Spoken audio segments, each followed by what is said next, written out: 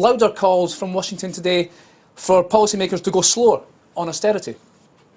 Well, I think there's an ongoing battle between the different wings of economic orthodoxy in terms of the deficit argument and whether a number of economies are going too far and too fast in terms of the deficit reduction plans, and whether those deficit reduction plans are then themselves causing greater problems. And I think it's very much a case that that intellectual battle is ongoing, not just within the economic orthodoxy, but I think it's also going on within the IMF. And I think that's certainly going to be a subtext which I think is going to continue through the course of today and the meetings over the weekend, but also probably in the upcoming weeks, particularly in relation to the UK as we await the next outlook on the UK economy from the IMF.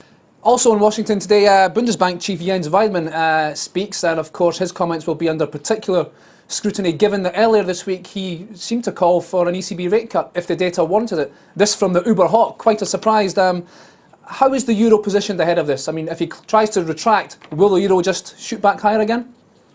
Well, if he does row back from some of those comments, and certainly there have been some that have suggested that the mere headlines have been a little misinterpreted, then that would suggest that the euro may well have an attempt to try and grind back higher. But I think unless we close the week back above the sort of the 131 area, I think it's still the case that the burden of proof is still very much biased towards a weaker euro. I think the data that is upcoming within the next 2 or 3 sessions will be pivotal, and I think they will be pivotal to the assumptions of what the ECB will be doing here in terms of the referee rate.